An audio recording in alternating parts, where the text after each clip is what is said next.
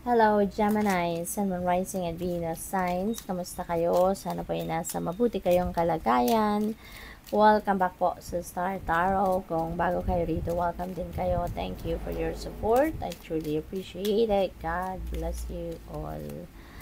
Adventure, live wild and free. Ayan, Gemini, maybe maglalakas ng loob kayo sa ngayon, to take on an adventure. Ayan, so maaring handa na kayo, no? Handa na kayong maglakas ng loob at subukan na ang mga bagay, situation, handa na kayong pasukin ang mga bagay na to, sitwasyon na to na dati takot kayong subukan, takot kayong pasukin, but now you are ready, no? You are ready to take on an adventure.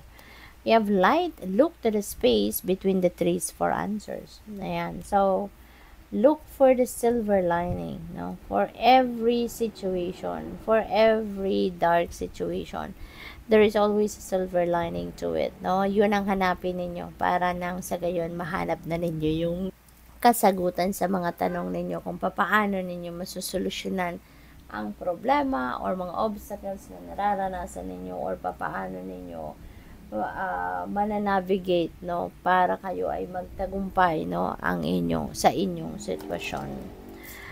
We have grounded, keep to your roots and stand taller than the trees. Ayan, so keep grounded, no, Gemini.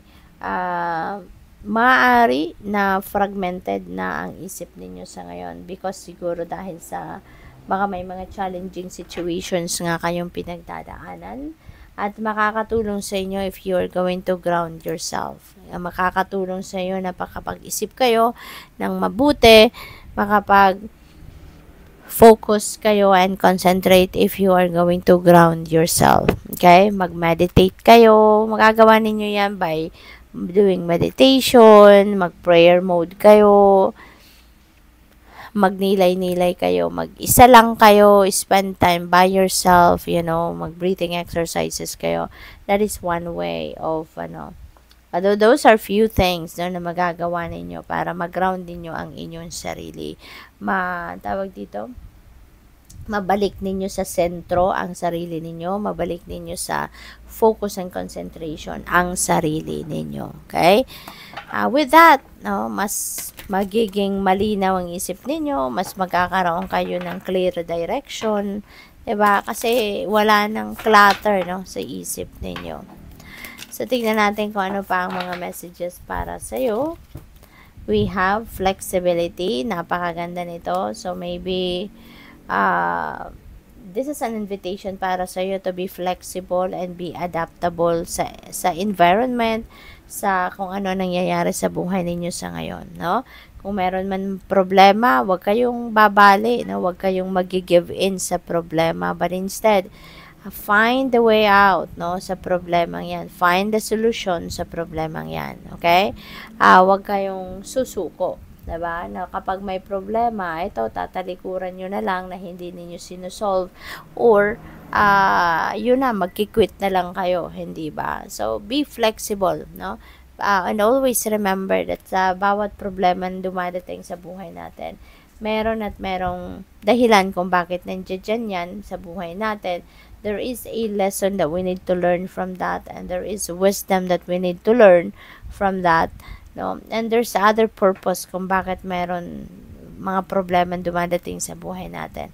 Ang mahalaga, lahat ng problema may solusyon. Lahat ng obstacles, there's a way out. Kaya wag na wag kayong susuko, wag na wag kayong bibigay. Kumbaga, 'di ba? Be flexible, no?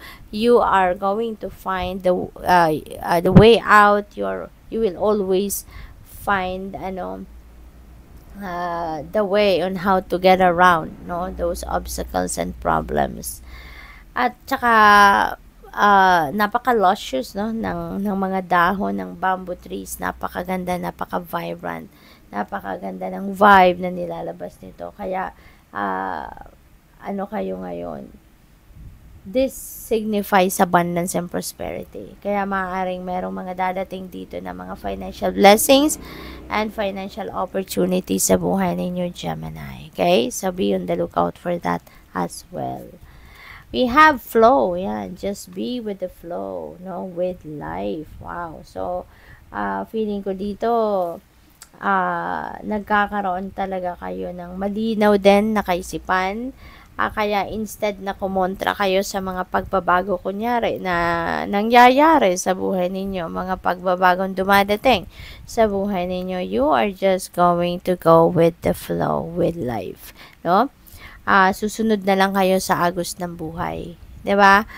Instead na pag-i-insist kayo na kung anong outcome ang gusto ninyo sa mga ginagawa ninyo, ngayon, no, you're just going to surrender everything to the divine, no? Kaya you're just going with the flow with life. What else? We have taking risk. Wow. So you're definitely embarking on an adventure. You're ready to take risks. You're going to take the leap of faith. So ngayon, malakas, no? Maglalakas ng loob kayo sa ngayon. Nasubukan na ang mga bagay na hindi pa ninyo nasusubukan before. Handa na kayong you're ready to get on your feet now, no? And ready to fly high kayo. So, which is really, really good. Kasi, time na ito for you to grow, time for you to evolve, time for you to thrive. So, good luck sa'yo, Gemini. What else? We have stand still. Ayan, before you do anything, diba? You do, mag-stand still muna kayo. You just,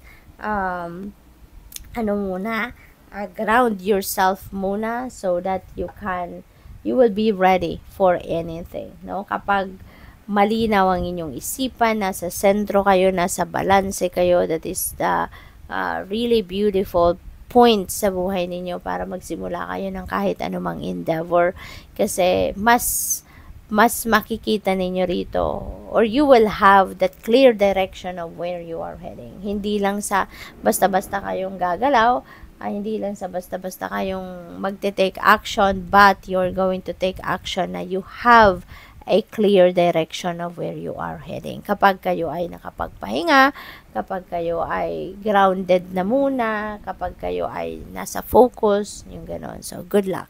Thank you for watching. Love and light. Namaste.